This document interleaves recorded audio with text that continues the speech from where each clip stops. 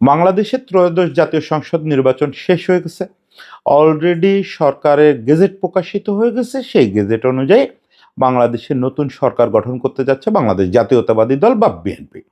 এখন যেটা হয় যে এই রকম ঘটনা যখনই ঘটে, নতুন সরকার আসে, ক্ষমতায় বদল হয়, আমাদের দেশে সব জায়গায় সব কিছুর নেতৃত্বে একটা পরিবর্তন আসে। এটাই আমাদের দেশের ট্রেন্ড। এটাকে আমাদের দেশের ট্রেন্ড বলে ছোট করার কিছু নেই, সারা পৃথিবীতেই তাই হয়। কোথাও আইনি বৈধতা আছে, কোথাও নাই। দেখেন, আমেরিকার মতো দেশে নির্বাচনের পরে একটা কুলিং পিরিয়ড আছে, যে ওই যেদিন নির্বাচন হয় তারপর থেকে নতুন প্রেসিডেন্ট যেদিন দায়িত্ব নেন তার আগ পর্যন্ত নতুন প্রেসিডেন্ট হচ্ছে তার পছন্দের লোকজনকে বিভিন্ন বড় বড় পদে বসান। এটা ওদের সংবিধানে স্বীকৃত একটা ব্যাপার, যে নতুন প্রেসিডেন্ট কাদের নিয়ে কাজ করতে কমফোর্ট ফিল করবেন। তাদেরকেই সিআই এর চিফ বানানো হবে, তাদেরকেই নিরাপত্তার প্রধান বানানো হবে, তাদেরকেই পররাষ্ট্র মন্ত্রণালয়ের বিভিন্ন দায়িত্ব দেওয়া হবে। বিরোধী পক্ষের লোক নিয়ে তো কেউ স্বচ্ছন্দ বোধ করে না। বাংলাদেশে এটাকে দলীয়করণ করা বলা হয়। এটা একটা অদ্ভুত ব্যাপার। বাংলাদেশে এই বৈধ কাজটাকে একটা সুশীল সমাজ অবৈধ একটা নাম দিয়ে রাখছে। ফলে এটা খুবই স্বাভাবিক যে বিএনপি সরকার আসছে, তারা কোথায় কোথায় কাকে দিয়ে কমফোর্ট ফিল করবে, এটা তাদেরকে বুঝতে দেওয়া উচিত। আমি সবসময় মনে করি সরকারের এই ক্ষমতাটা থাকা উচিত, যে সরকার কাকে কোথায় রেখে কমফোর্ট ফিল করবে। সরকার তো অচল মাল হইতে আসে নাই। একটা সরকার যখন গঠিত হয়, সে ফাংশন করতে আসে সব সেক্টরে। ফলে তার ওখানে একটা পছন্দের ব্যাপার থাকতে হবে। এখন সেই ধারাবাহিকতায় ক্রিকেট বোর্ড কিন্তু একটু অন্যরকম ব্যাপার। আপনি চাইলেই ক্রিকেট বোর্ড ভেঙে দিয়ে ক্রিকেট বোর্ডে কিছু রাজনৈতিক লোকরে পাঠাতে পারেন না। এবং স্পোর্টস ফেডারেশনগুলো আবার এখানে একটু অনন্য। স্পোর্টস ফেডারেশন এই কাজটা চাইলে করা যায় না, এটা আমেরিকাও পারে না, পৃথিবীর কোথাও পারে না। কারণ প্রত্যেক ফেডারেশনের যে মাদার বডি আছে, গ্লোবাল বডি আছে, তাদের এই নিয়মকানুন খুব কড়া। ফিফা বলেন, আইসিসি বলেন, আইসিসিটা কড়া অত না, ফিফা এ ব্যাপারে খুব কড়া, কোনো যুক্তিই শুনতে চায় না। সরকার বদল হলেও আপনি যদি বিএফএফ ভেঙে দেওয়ার চেষ্টা করেন, বিএফএফ সভাপতি এমনিতে চলে যায় যাক, কিন্তু যদি ভেঙে দেওয়ার চেষ্টাও করেন তাহলে বিরাট খবর আছে। আইসিসিও দৃশ্যত ওই ভূমিকাটা পালন করে, যে রাজনৈতিক পরিবর্তন যাই হোক, বোর্ডে হস্তক্ষেপ করা যাবে না। বোর্ডে তৃতীয় পক্ষের, শুধু সরকার না, তৃতীয় পক্ষের কোনো হস্তক্ষেপই অগ্রহণযোগ্য। সঙ্গে সঙ্গে সাসপেনশন হবে। সাসপেনশন চলা অবস্থায় তারা কোনো ইন্টারন্যাশনাল ক্রিকেট খেলতে পারবে না, তারা কোনো অনুদান পাবে না, সব ধরনের ক্রিকেট থেকে দূরে থাকবে। এখন এরকম অবস্থায় আমাদের সামনে খুব জরুরি প্রশ্ন হচ্ছে, সবাই মানে এটা তো কেউ প্রকাশ্যে বলতেছে না, কেউ বিরোধিতা করতেছে, কেউ পক্ষে থাকতেছে, কিন্তু প্রকাশ্যে কেউ এই আলোচনাটা করতেছেন না যে এখন বিসিবির কি হইতে যাচ্ছে। তো আমরা কোনো পক্ষ না নিয়ে একটু যদি নৈর্ব্যক্তিকভাবে আলোচনা করি যে আসলে বিএনপি সরকার গঠিত হওয়ার পরে, শপথ নেওয়ার পরে তারা বিসিবিতে কিভাবে পরিবর্তন আনতে পারে, কি কি বৈধ উপায় আছে, সেই জিনিসগুলো নিয়ে একটা আলোচনা করি। আমরা পক্ষপাতদুষ্ট না হই যে বিসিবি ভালো মন্দ, বুলবুল ভাই ভালো মন্দ, বিসিবির বাদ দেওয়া উচিত অনুচিত, এসব কথা না বলে আমরা একটু আইনি পথগুলো দেখি। দেখেন, মানে একটা ধারণা জনমনে যেভাবে হোক প্রতিষ্ঠিত হচ্ছে যে এই সরকার আসলে এই নির্বাচনটাকে অবৈধ ঘোষণা করবে। অবৈধ ঘোষণা করবে কে? ক্রীড়া মন্ত্রণালয়? আদালত? কারোর অবৈধ ঘোষণা করাটা আইসিসি মানবে না। আপনি যদি অবৈধ ঘোষণা করে বোর্ড নিজে নিজে ভেঙে দেন, যত ভালো যুক্তি থাক, আইসিসি এটাকে শুনবে না। আইনের কথা বলতেছে, আইসিসি এটা শুনবে না। এরকম নজির কিন্তু আছে। এরকম নজির আছে আমাদের পাশে শ্রীলঙ্কাতে। শ্রীলঙ্কাতে ওই অর্জুনা রানাতুঙ্গার বোর্ড ভেঙে দেওয়া ছিল। ভেঙে দিয়ে সাম্মে ডি সিলভাকে বসানো হয়েছিল প্রেসিডেন্ট হিসেবে, এবং সে সময়ে আদালতেরই হস্তক্ষেপ ছিল। ফলে যুক্তিটা একেবারে খারাপ ছিল না শ্রীলঙ্কান সরকারের, যে আদালত বলছে বোর্ড ঠিক নাই। এখন আদালতের ওই যুক্তি আইসিসি শোনে নাই। ওই সময় কিন্তু শ্রীলঙ্কারে সাসপেন্ড করছে এবং তাদের কাছে রোড ম্যাপ চাইছে সরকারের কাছে, যে আপনার কবে নাগাদ কত দিনের ভিতরে নতুন করে বৈধ নির্বাচন করতে পারবেন, সেই নির্বাচনে আমাদের প্রতিনিধি থাকবে, নির্বাচন পর্যবেক্ষণ করবে। নির্বাচন বৈধভাবে হলে নির্বাচিত বোর্ড দায়িত্ব গ্রহণ করার পরে সাসপেনশন তোলা হবে, তার আগে না। ফলে সরকারের তো দূর কি বাদ, আদালতের আদেশেও আসলে বোর্ড ভাঙার উপায় নাই। আপনি যতই মনে করেন যে ওই গত নির্বাচনটা খুব কেলেঙ্কারি হয়েছে, গত নির্বাচনে ২১ জন প্রার্থী নিজেদের নাম উইথড্র করছে, একগাদা ক্লাবকে নির্বাচন থেকে দূরে রাখা হয়েছে, সব আমি মানলাম। কিন্তু আইসিসি এইসব কথা শুনবে না। আইসিসি এইগুলোর ভিত্তিতে আপনি বোর্ড ভেঙে দিয়ে ইন্টারিম বোর্ড করেন বা নতুন নির্বাচন করেন, যাই করেন, কোনোটা মানবে না। এইটা করতে গেলেই নিষেধাজ্ঞা খাইতে হবে, বড় ধরনের নিষেধাজ্ঞা খাইতে হবে। তাহলে বিএনপির উপায় কি? চেয়ে চেয়ে দেখা? না, এখানে কতগুলো ছোট ছোট কৌশল আছে, যারা একটা অলরেডি এই আমাদের ইন্টারিম গভর্নমেন্ট একাধিকবার বিভিন্নভাবে প্রয়োগ করে ফেলছে। সেটা হচ্ছে বোর্ডকে প্রেশারের মধ্যে ফেলা। এই যে বোর্ডটা আছে, এই বোর্ডটায় কাদের কাদের পছন্দ করি না আমরা, মানে বিএনপি কাদের কাদের পছন্দ করে না, তাদের একটা তালিকা করেন, করে বুলবুল ভাইয়ের হাতে ধরায় দিতে পারেন। ধরায় দিয়ে পূর্ণাঙ্গ বোর্ড মিটিংয়ে তাদেরকে সরে যাইতে বলা যায় যে আপনারা সরকার চাচ্ছে না, ফলে আপনি পদত্যাগ করেন। আমরা বের করে দিতে পারি না। কোনো ডিরেক্টরের কিন্তু বিসিবি বের করে দেওয়ার অধিকার রাখে না। সরকার তো দূরে থাক, বিসিবি নিজেই বের করে দেওয়ার অধিকার রাখে না। ফলে বিসিবিও বের করতে পারবে না। বিসিবি তাদের ওই তালিকা ধরে বলতে পারবে যে বুলবুল ভাইকে যদি বিএনপি বলে যে না, সরকার যদি বলে আপনি প্রেসিডেন্ট থাকেন, ঠিক আছে, ফারুক ভাইস প্রেসিডেন্ট থাকুক, ঠিক আছে, অমুক থাকুক তমুক থাকুক, এই কয়জনে আমরা দেখতে চাই না বোর্ডে। ওই কয়জনের বদলে কারে কারে দেখতে চাই সেটার তালিকা পরে দিচ্ছে, তাদের জায়গায় নির্বাচিত হয়ে আসবে উপনির্বাচনের মতো। ওকে, এটা একটা পথ যে বুলবুল ভাই স্বপদে বহাল থাকবে, থেকে ওই ডিরেক্টরদের চেঞ্জ করা হবে। পরে চাইলে এমনও করা যায় বোর্ড ডিরেক্টররা নতুন করে পূর্ণাঙ্গ বৈঠক ডেকে বোর্ড প্রেসিডেন্ট বদলায় ফেলতে পারেন। বোর্ড প্রেসিডেন্ট তো বোর্ড ডিরেক্টরদের মধ্যে যে কেউ হবে। এখন বোর্ড ডিরেক্টররা সবাই মিলে যদি মনে করেন যে আমিনুল ইসলাম বুলবুলরা দিয়ে হবে না, তাহলে দেবুরে বোর্ড প্রেসিডেন্ট বানাইতে হবে, দেবু যদি বোর্ড ডিরেক্টর হয়ে যায়, এটাও হতে পারে। এখন সেইটা বিএনপি করবে কিনা আপ টু দেম, যে তারা নতুন যে ডিরেক্টর উপনির্বাচনের মাধ্যমে পাঠাবে তাদের মধ্যে কাউরে বোর্ড প্রেসিডেন্ট করে আনবে। এই সুযোগ তো তাদের হাতে 16 আনা থাকতেছে।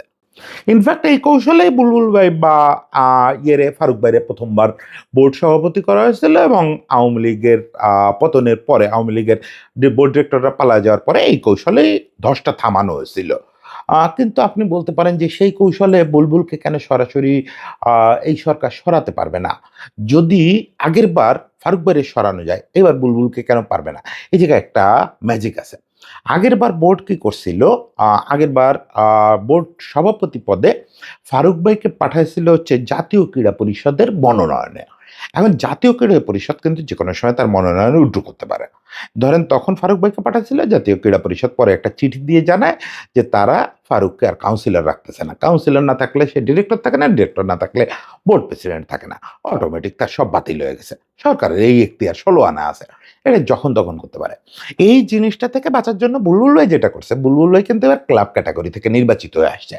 নির্বাচিত ডিরেক্টর, তারে সরানোর কোনো সুযোগ সরকারের হাতে বা বোর্ডের হাতে নাই। ফলে সরাসরি ওই ধরনের চিন্তা একদমই বাদ দেন, যে বোর্ড ভেঙে দিব, আদালত থেকে রায় আনবো, বুলবুলকে সরায় দিব, এগুলো করা কোনো রকম কোনো সুযোগ নাই।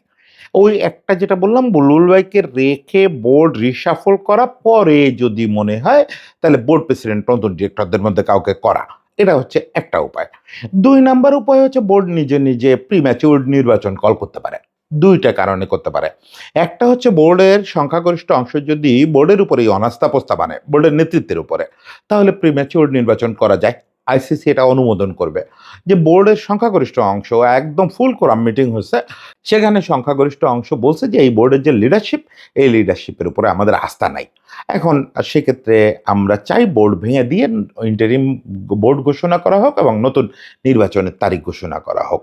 আইসিসি এটাকে পুরোপুরি অভ্যন্তরীণ প্রক্রিয়া হিসাবে ওভারলুক করে যাবে। আইসিসির এটাতে কিছু যায় আসে না। যে কোনো বোর্ড চাইলে নিজেকে নিজে ভাঙার সুপারিশ করতে পারে, নতুন নির্বাচনের ডেট ঘোষণা করতে পারে, প্রিম্যাচিউরলি করতে পারে। এটা সাউথ আফ্রিকা, জিম্বাবুয়ে, শ্রীলঙ্কায় বহুবার ঘটছে। রাজনৈতিক পট পরিবর্তনের পরে এটাকে অন্যান্য দেশে সবচেয়ে কমন প্র্যাকটিস হিসাবে নেওয়া হয়। বোর্ড ডিরেক্টরদেরই বলা হয় যে আপনারা মিটিংয়ে বসেন, আগামী পরশুদিন মিটিংয়ে বসবেন, বসে সবাই মিলে বোর্ড ভেঙে দিবেন। কারণ অনাস্থা প্রস্তাব আনবেন, নাকি নিজেরাই বলবেন যে আরেকটা ক্লজ আছে, সেটা হচ্ছে যে নিজেরা বলতে পারে যে আমাদের অন্তর্দ্বন্দ্ব এমন অবস্থায় গেছে, সমন্বয়হীনতা এমন অবস্থায় গেছে, বোর্ড ফাংশন করতেছে না, এই কারণেও বোর্ড ভেঙে দেওয়ার সুপারিশ করতে পারে। সুপারিশ করে নতুন নির্বাচনের তারিখ ঘোষণা করতে পারে। এটা বোর্ড নিজে নিজেই করতে হবে। এই দ্বিতীয় কাজটা, এই কাজটা করলেও নতুন নির্বাচনের তারিখ ঘোষণা করা যায়। এখন এই দুটো পথ বললাম, এই দুটো পথ হচ্ছে সমঝোতার পথ। এই দুটো পথের সঙ্গে তো বোর্ডের একটা অংশকে এবং সিংহভাগ অংশকে সরকারের সঙ্গে একমত হইতে হবে। এখন এই দুটোর যে কোনোটা কার্যকর করতে গেলে কিন্তু আপনার সিংহভাগ বোর্ড ডিরেক্টরকে যে কোনো মূল্যে সরকারের সঙ্গে একমত করতে হবে। তাদেরকে সরকারের কথা শুনতে হবে। সেই অনুযায়ী তারা রেজুলেশন আনবেন, প্রস্তাব আনবেন, অনাস্থা আনবেন, নানা রকম করবেন। যেটাই করেন এই ২ পথের। কিন্তু যদি তা না করে, যদি বোর্ড ডিরেক্টররা সবাই একজোট হয়ে যায়, একদম সব বোর্ড ডিরেক্টর, ওই মাঝে কয়েকজন পদত্যাগ করছে তারা ছাড়া সবাই যদি এক হয়ে বলে যে একজনও পদত্যাগ করব না, অনাস্থা আনব না, নতুন নির্বাচনের তারিখ ঘোষণা করব না, প্রিম্যাচিউর কোনো নির্বাচন হবে না, তাহলে আপনার তো মনে হচ্ছে যে একটা চরম অচলতা অবস্থা সৃষ্টি হবে। কারণ রিয়েলিটি হচ্ছে বোর্ড যতই আইসিসি থেকে বড় বড় ফান্ড পাক, বড় বড় প্রতিশ্রুতি পাক, সরকারের হেল্প ছাড়া তো একটা স্পোর্টস ফেডারেশন চলে না। সরকার তাদেরকে ধরেন অবকাঠামোগত একটা লিজ দেয়। এখন যদি মানে খুব বেশি ভাবি, অ্যাগ্রেসিভলি ভাবি, মিরপুর স্টেডিয়ামের লিজ বাতিল করে দিলেই তো ক্রিকেট বোর্ড অচল হয়ে যাবে। কোথায় গিয়ে উঠবে? না বানায় ওই এক অ্যাপার্টমেন্টের অফিসে এখন গিয়ে অফিস করতে পারবে? যাই হোক, এটা হয়তো একটা সিলি পয়েন্ট। কিন্তু এরকম সরকারের অজস্র সুযোগ সুবিধা প্রতি মুহূর্তে প্রত্যেকটা ফেডারেশনের লাগে। আপনি ইন্টারন্যাশনাল টুর্নামেন্ট করবেন কিভাবে সরকার যদি সিকিউরিটি না দেয়? আপনি তো ঘরোয়া টুর্নামেন্টও করতে পারবেন না সরকার যদি সিকিউরিটি না দেয়। সরকারকে তো আপনার লাগবেই। সরকার ছাড়া কিছুই চলবে না। ফেডারেশনও চলবে না। তাতে আপনার যতই আইসিসি থাক, যতই ফিফা থাক, সরকারের পূর্ণাঙ্গ সহায়তা লাগবে। ফলে সরকার ভার্সাস বোর্ড যদি অনড় হয়ে যায় তাহলে তো অবশ্যই অচলাবস্থা হবে এবং কার্যত ক্রিকেট থমকে যাবে। আমি বিশেষ করে এই পর্যন্ত যাবেই না পরিস্থিতি। কারণ ২ পক্ষেই যারা আছে, বিএনপিতেও যারা আছেন, সরকারে যারা যাচ্ছেন, তার ভিতরে অন্তত ৫ থেকে ৬ জন মানুষকে আমি ব্যক্তিগতভাবে জানি, তারা ডাই হার্ড ক্রিকেট ফ্যান মানুষ। তাতে তারা কখনো ক্রিকেট বোর্ড প্রধান ছিলেন, কখনো ক্রীড়ামন্ত্রী ছিলেন, কখনো ক্রিকেটের সঙ্গে সরাসরি রিলেটেড ছিলেন, কখনো অন্যান্য স্পোর্টসে ছিলেন, কিন্তু ক্রিকেটটা খুব ভালো বোঝেন। ফলে তারাও অচলাবস্থাও তৈরি হতে দিবেন না। আবার বোর্ডেও বিচক্ষণ লোকের অভাব নাই।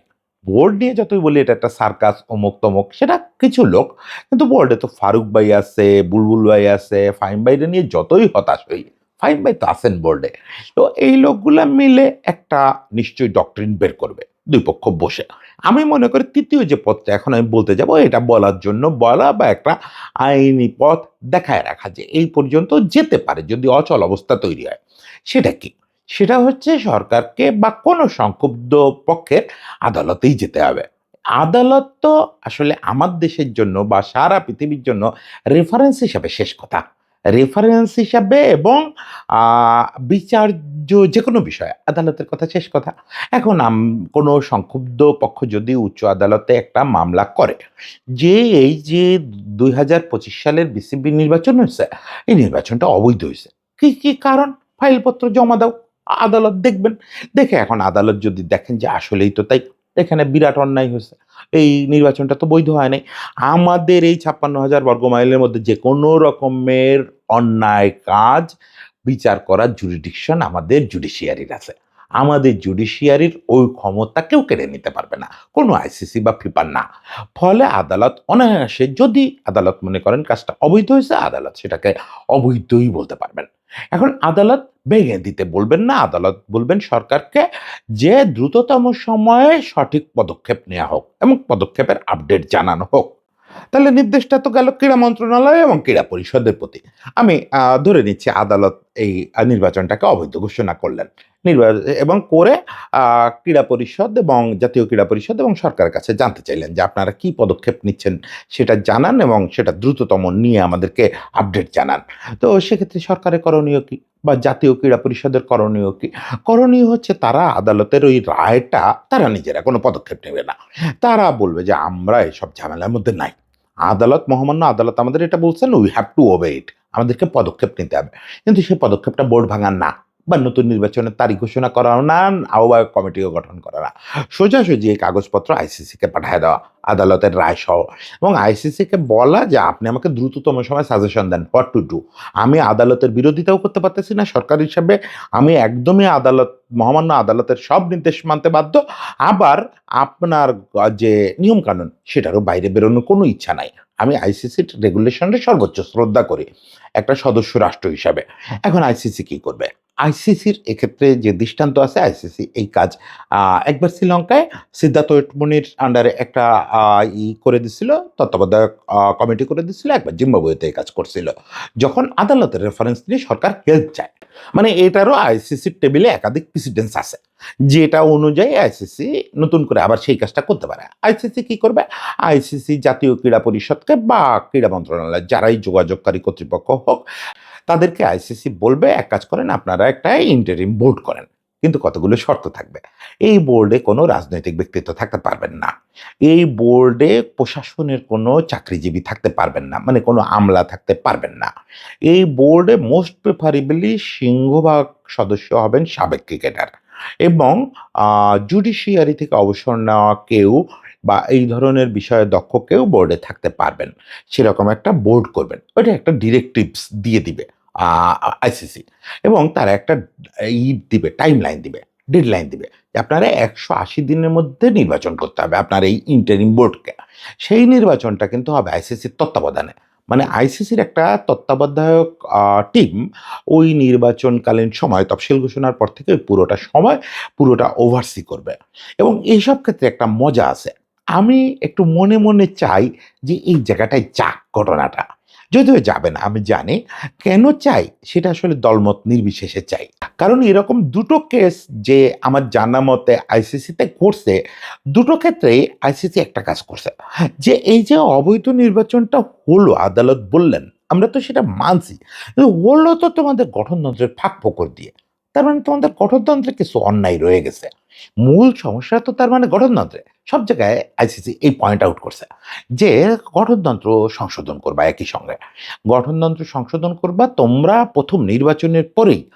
ওই যে নির্বাচনটা হবে, নির্বাচনের পরে প্রথম এজিএমেই তোমাদের কাজ হবে নতুন গঠনতন্ত্রের সুপারিশ করা। সেই গঠনতন্ত্র আইসিসির অনুমোদিত হইতে হবে, সবসময় অনুমোদিত হয়।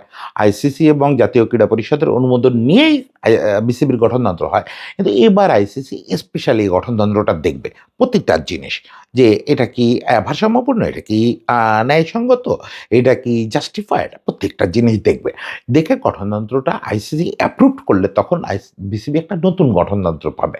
ফলে আমি একটু উচ্চাভিলাষী হয়ে আমি চাই যে দুই পক্ষ অনড় হয়ে যাক, কোনো সমঝোতা না হোক, এবং এটা শেষ পর্যন্ত আদালত হয়ে আইসিসিতে যাক জিনিসটা, গিয়ে যখন নির্বাচনের ঘোষণা আসবে তখন অটোমেটিক আমরা একটা গঠনতন্ত্র সংশোধনী পাবো। তখন বিএনপি আওয়ামী লীগ তত্ত্বাবধায়ক কোনো কিছু দেওয়ার কাজ হবে না। তখন গঠনতন্ত্র যদি ভালো হয় তাহলে দুনিয়ার সব কিছু ভালো চলে। এই যে এত কিছু হলো, এই যে বিশাল নির্বাচন হলো, বিশাল অভ্যুত্থান হলো, সব কিছু কেন? সংবিধান সংশোধনের জন্য না। কারণ আমরা রাষ্ট্র হিসেবে মনে করতেছি সংবিধানটা যদি আমরা সঠিকভাবে সংশোধন করতে পারি তাহলে রাষ্ট্র আর কখনো ফ্যাসিস্ট হবে না। একই কথা সত্যি ক্রিকেট বোর্ডের ক্ষেত্রে বা প্রতিটা জায়গার ক্ষেত্রে। গঠনতন্ত্র যদি ন্যায়পরায়ণ হয়, সে যদি সকল পক্ষের প্রতি সাম্যপূর্ণ আচরণ করে, তাহলে ব্যক্তি কোনোভাবেই ফ্যাসিস্ট হতে পারে না, আর সংস্থাও কোনোভাবে একটা খারাপ সংস্থায় পরিণত হতে পারে না। নিজে নিজে সংস্থা বা ব্যক্তি কখনো খারাপ হয় না, এটা কাগজটা ঠিক থাকতে হয়। তো আমার এই আশা পূরণ হবে না, এইটা আসলে শেষ পর্যন্ত সমঝোতাই বদলাবে। সেটা সমঝোতায় নতুন নির্বাচন হোক আর সমঝোতায় বোর্ড রিশাফল হোক, যেটাই হোক সমঝোতাই হবে। ফলে আমার এই আশা পূর্ণ হবে না, কিন্তু আমি চাই যে নতুন যে বোর্ড আসবে বা যারা আসবেন তারা একটু গঠনতন্ত্রটা ঠিকঠাক করেন। এই যে ঢাকার যে ক্লাব সিন্ডিকেট, এটা ভাঙেন, এটারে বাংলাদেশ ক্রিকেট বোর্ড করেন, ঢাকা ক্রিকেট বোর্ড থেকে বের হয়ে এসে বাংলাদেশ ক্রিকেট বোর্ড করেন। সেই স্বপ্নে গত 2 বছর ধরে বকবক করে যাচ্ছি, হচ্ছেই না, হচ্ছেই না। দেখা যাক, হোপ ফর দ্য বেস্ট, সবার জন্য শুভকামনা।